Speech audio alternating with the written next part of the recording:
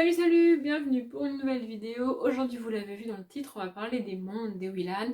Donc dans cette vidéo, vous allez me voir vous parler des 3 tomes de la trilogie. C'est bien vrai, dans une trilogie, il y a 3 tomes.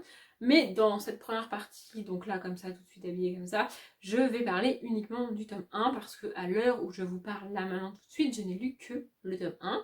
Et quand j'aurai lu le tome 2, je tournerai un petit bout de vidéo pour vous parler du tome 2. Et pareil, quand j'aurai lu le tome 3, je combinerai tout ça et ce qui donnera la vie, enfin ce qui a donné, au moment où vous voyez cette vidéo, la vidéo que vous êtes en train de voir et qui parle des 3 tomes au complet. Je préfère faire comme ça parce que, en fait, si je parlais de la trilogie complète une fois que j'avais terminé le tome 3, mes souvenirs du tome 1 se seraient éloignés et ce serait moins précis que là maintenant tout de suite. Alors que si je tourne aujourd'hui ce morceau de vidéo, ça sera mieux au niveau de mes souvenirs, au niveau du résumé et au niveau de ce que j'en ai pensé. Donc je préfère faire comme ça et je trouve ça fun. Donc c'est parti. Il serait peut-être temps que je vous montre le livre. Donc le tome 1 du monde des Willan, La forêt des captifs. C'est la deuxième trilogie écrite par Pierre Bottero dans l'univers de Willan. Comment ça s'appelle l'univers? Je sais plus. Gwendalavir, c'est ça. Donc en fait dans la première trilogie c'est la quête des Willan où on rencontre Camille, une jeune fille qui va mener une quête en Gwendalavir, découvrir qu'elle a un don particulier qui lui permet de voyager un petit peu bizarrement. Donc on a toute une trilogie là-dessus avec son frère, avec ses parents, avec des créatures, avec des personnages qu'elle rencontre. Et ici on la suit donc après cette première trilogie. Je suis pas vraiment objective pour vous dire si on peut lire cette trilogie sans avoir lu la première, puisque j'ai lu la première. Moi, je trouve qu'il vaut mieux commencer par la première. Maintenant, si vous préférez commencer par celle-ci, bah, vous faites ce que vous voulez en vrai. Hein. Voilà.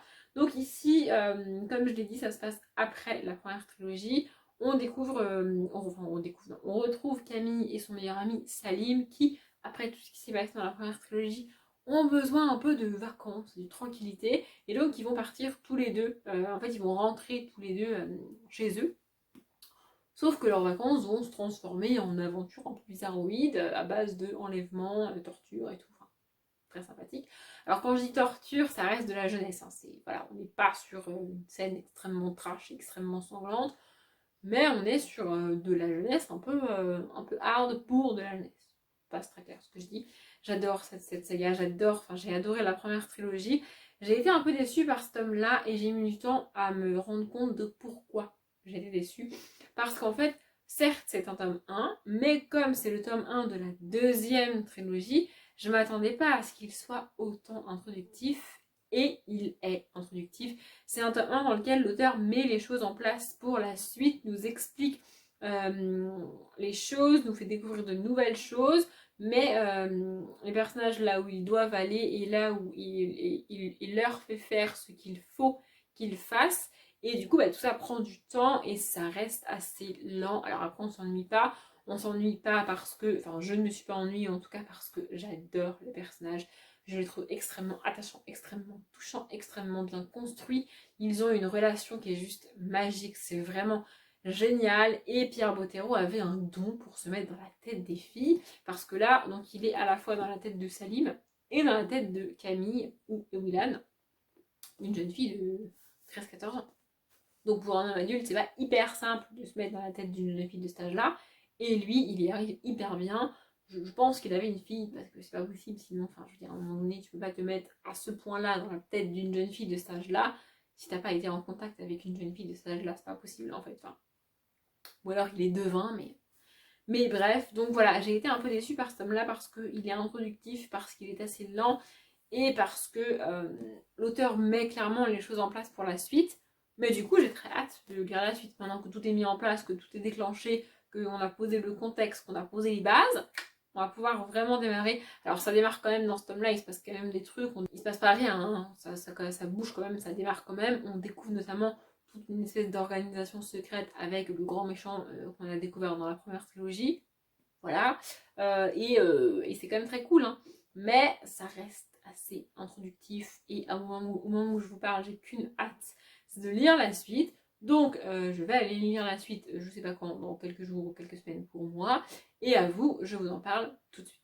Et du coup, je vous retrouve pour vous parler du tome 2. Pour tout vous dire, à l'heure où je vous parle, ça fait bien un bon mois et demi, voire 2 mois que j'ai lu ce tome 2 et je m'apprêtais à lire le tome 3 et je sais pas pourquoi mon cerveau il a connecté, il m'a fait mais hé, t'as jamais tourné le petit morceau de vidéo du tome 2?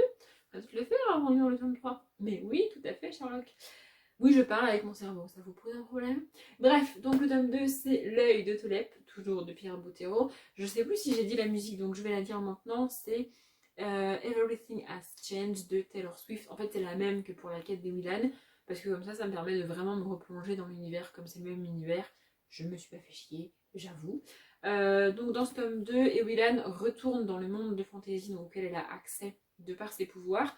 Et j'ai beaucoup aimé la première partie parce que toute la première partie, elle va être dans une école de magie, elle va apprendre. Alors évidemment, elle a un don super, donc elle est l'une des meilleures élèves, hein, ça c'est pas très surprenant. Mais voilà, j'ai adoré cette première partie, sauf que très vite, elle a autre chose à faire et très vite, elle doit partir. Et du coup, voilà. Globalement, c'est bizarre parce que je trouve cette deuxième saga plus brouillon que la quête des Willan. Je la trouve moins bien construite et moins cohérente en fait. Et c'est bizarre parce que c'est la deuxième saga en fait. Donc on s'attendrait à ce que ce soit mieux construit et pas, pas plus évolué, c'est pas le mot, mais vous voyez, un peu plus conséquent, un peu plus consistant. Et pour moi, c'est pas le cas. Du coup, je suis globalement déçue pour l'instant par cette saga. Il me reste le tome 3 à lire, donc j'espère que le tome 3 sera vraiment cool. Je vais le lire là dans les semaines à venir, le tome 3, puisqu'il est dans ma palle du Cold Winter. J'ai aucune idée de quand sort cette vidéo, mais j'ai mis le tome 3 dans ma palle du Cold Winter 2019-2020, donc je vais le lire là, incessamment sous peu. Et voilà, du coup, c'est aussi pour ça que. Enfin, je pense que le fait que j'ai pas tourné ce morceau de vidéo là plus tôt et juste après l'avoir lu, c'est parce que j'avais pas hyper envie et hyper hâte de tourner. Vous voyez, c'est pas un livre que j'ai adoré, donc j'étais pas hyper motivée et hyper genre c'était là maintenant tout de suite qu'il faut que je le fasse parce que j'ai envie de le faire, parce que j'ai envie d'en parler. Non. Voilà, donc ça prouve aussi que voilà. Pour l'instant, j'ai préféré la quête de Willan au monde de Willan, mais je vais attendre d'avoir lu le tome 3 pour vous donner mon avis général sur la saga. Du coup, voilà, j'ai pas grand chose à dire de plus sur le tome 2, donc je vais aller lire le tome 3 et je reviens vous voir quand je l'ai lu. Avant de vous parler du tome 3, je voulais juste vous préciser qu'en barre d'informations, vous retrouverez les liens vers tous les autres Zoom Saga que j'ai fait, y compris celui sur la quête des Willan, si jamais ça vous intéresse. Du coup, j'ai lu le tome 3. Alors ça a été à la fois une déception et en fait pas vraiment parce que je m'y attendais. J'aime moins cette deuxième trilogie que la quête des Willan. La quête des Willan reste pour moi une trilogie jeunesse qu'il faut lire, qui est à lire, qui est un classique de la jeunesse pour moi. Mais avec cette deuxième trilogie, les personnages m'ont dérangé en fait. Les personnages que j'ai adorés dans la quête des Willan se sont mis à me taper sur le système. Et j'en veux à l'auteur d'avoir fait ça en fait parce qu'il a créé littéralement des personnages parfaits. Ils font ce qu'il faut faire quand il faut faire, ils comprennent ce qu'il faut comprendre quand il faut le comprendre, ils disent exactement ce qu'il faut dire quand il faut le dire. Et voilà, ils sont hyper parfaits, ce qui rend des personnages extrêmement lisses en fait. Il n'y a aucun intérêt à suivre des personnages parfaits. Enfin, quel est l'intérêt? Ils font pas d'erreurs, ils se posent pas de questions, ils ont pas de soucis, Enfin si, ils ont des soucis, mais c'est pas grave, t'inquiète, on va y arriver. Non, vous avez, c'est-à-dire c'est une espèce de gros monstre là qui débarque, qui détruit votre monde, et vous vous dites, oh t'inquiète, c'est pas grave. Comment ça, t'inquiète, c'est pas grave? Bah si, c'est grave en fait. Voilà, ils ont pas des réactions humaines en fait. Ils sont hyper inhumains, hyper surhumains, hyper lisses, hyper parfaits.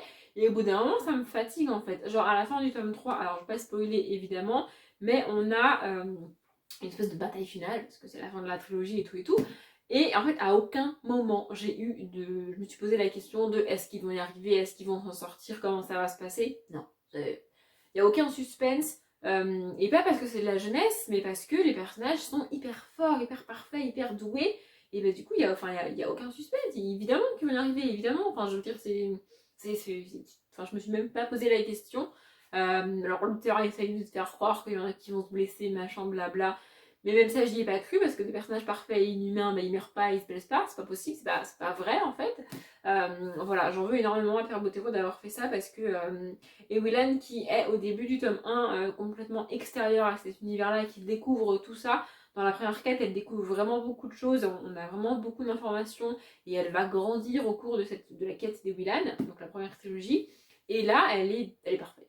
Elle est déjà parfaite, elle a un don magistral, inhumain, surhumain, elle est fantastique.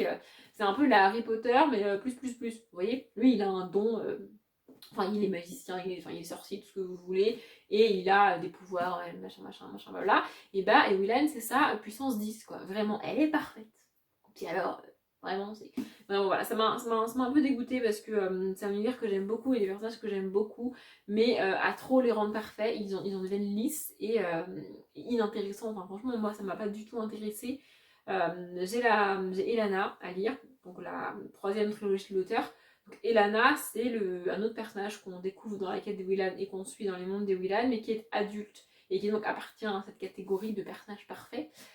Du coup, j'espère que dans Elana, on aura comme dans la quête des Willan avec Ewilan, c'est-à-dire qu'on va découvrir sa formation et comment elle est devenue aussi parfaite qu'elle l'est. Tu vois, comment elle s'est construite en fait, parce que c'est ça qui est intéressant, c'est de voir les personnages évoluer et pas de suivre des personnages parfaits en fait. Enfin, voilà, pour moi, cette trilogie sert pas à grand chose et pour moi, elle m'a juste détachée des personnages en fait. Plus je lisais et plus j'étais détachée et éloignée des personnages parce qu'ils m'ont de moins en moins intéressée et j'ai de moins en moins aimé les suivre.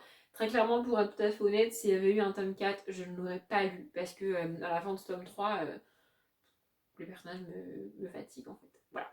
Donc voilà, cette trilogie est pour moi, enfin pour moi il n'est pas vraiment utile de lire cette trilogie. Très clairement, je ne sais pas ce qu'il en est d'Elana, je vais quand même lire Elana. Probablement je ferai une vidéo comme ça aussi sur Elana pour voir l'évolution de mon avis. Voilà, c'est exactement pour ça que je fais ce genre d'avis parce que avant de tourner ce petit morceau de vidéo, moi je viens de monter les 2 premiers que vous avez vus et mon avis sur le tome 1 est vraiment cool, quoi. J'en attends énormément, j'ai hâte de lire ce tome 3 à la fin du tome 2, je veux savoir où on va, je veux savoir comment ça évolue et à la fin du tome 3, je suis dégoûtée de la saga, quoi. Bref.